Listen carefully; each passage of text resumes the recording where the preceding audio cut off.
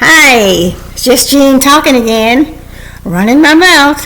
So today we are having a great lunch and we're trying to see how we can get it through the digestive system. So what we're having is steak, baked potato, broccoli, and a whole wheat bun.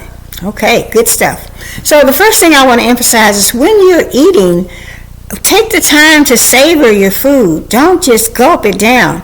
The moment that you start chewing, your digestive process starts right then because the saliva in the mouth starts to act on the food right away.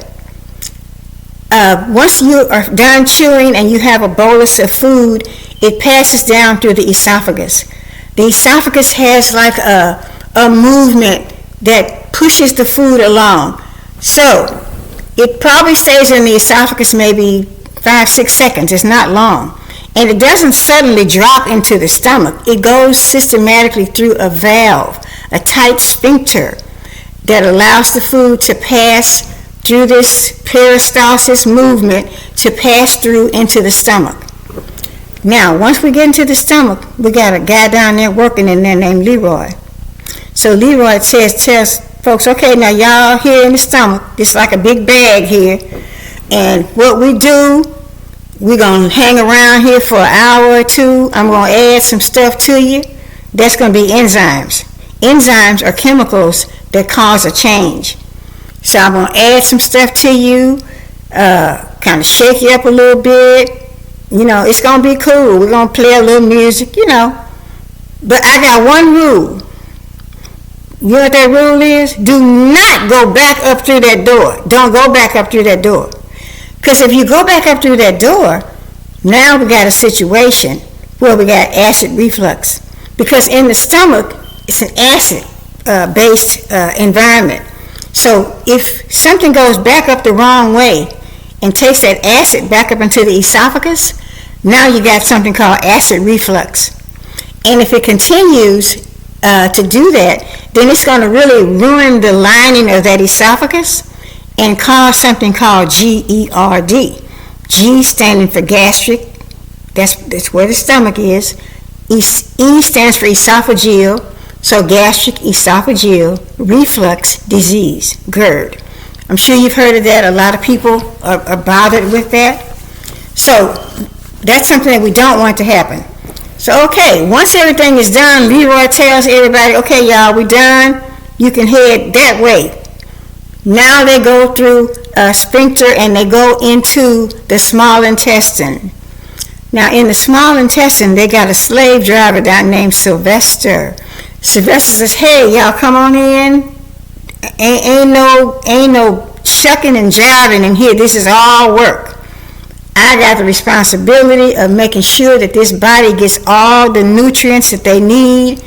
I got a big job, so I'm not about no monkey business. Y'all got that? Yeah, we got that. The small intestine is very, very long. I mean, it's many feet long.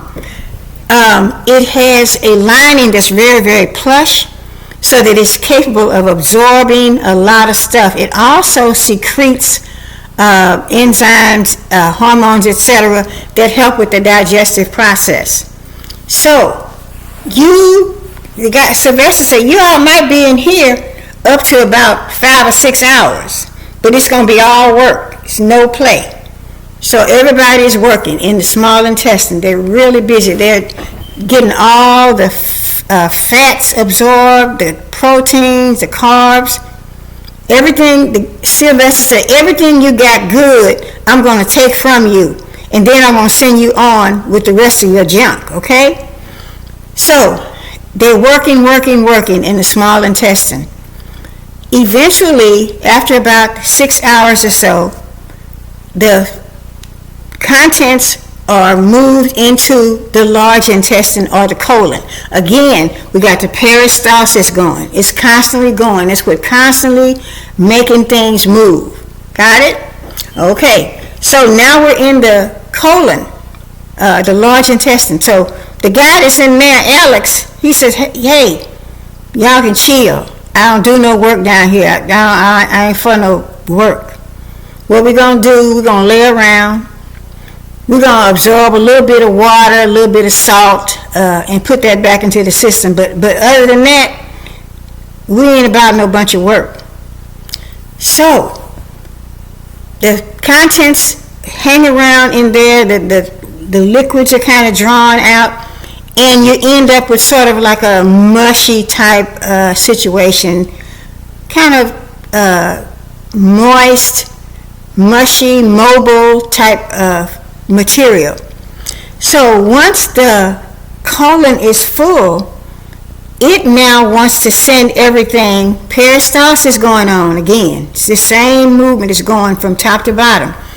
It wants to now push the contents into the rectum. So the rectum is a pliable area, can soften, it can extend, come back together, but it can only hold so much. And once it gets so full, it will send a signal to the anus. That's the actual hole where the stool comes out of. And it'll say, hey, somebody need to make a move. So somebody down there makes a move, and there's a bowel movement. The signal goes out pretty regularly, but sometimes the anus does not get the signal. Sometimes instead of hitting it every day, it may be every other day, every 2 days, every 3 days. Now, if it gets to be more than 5 days, people need to go see the doctor, okay? And then I told you the other day, the rectum, once it gets full and gets engorged and the stool is sitting around in there getting constipated, what's going to happen? Remember what I told you? Hemorrhoids. So, if this constipation goes on for a while, what happens is the rectum is kind of like backed up into the colon again. The colon can't make a move. The rectum can't make a move. Everything is like on standstill. Person's not having any BMs. They've got something called an impaction. So, what's going to have to happen is probably got to go to the hospital, because until someone actually takes their fingers and go up in there and move a ball of that poop to create some space, you see what I'm saying? That way the BM has a way to move around, and now something can pass out. And oh Lord, when I was in nursing school, when I was working in the hospital, if I heard somebody say somebody got to dig out an impaction, I would be on the other side of town when that happens. I was not about it. Anyway, so remember I told you also about constipation. The way you avoid it was drinking a lot of water and a diet that's high in fiber and that sort of stuff. So here, I used to think that they tell us to eat broccoli and high fiber and all this because the body needed that for nutrition. That's what I thought. You all probably thought it too. Don't lie. Anyway, but what it is, the body does not absorb that as nutrients. It doesn't absorb that fruits, vegetables, high fiber, it doesn't absorb that as nutrients. What it is that stuff creates a healthy environment in the GI tract so that digestion is smoother. It avoids food just flying through the system. It provides some substance. It helps the gut to stay healthy.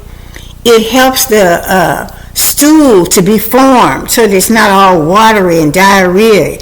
So it has other reasons, but it's not that the body uses that high fiber stuff as nutrients, because it doesn't. So I hope that I have been helpful to you. I guess you all say, this woman is hung up on poop. No, it's not that I'm hung up on poop.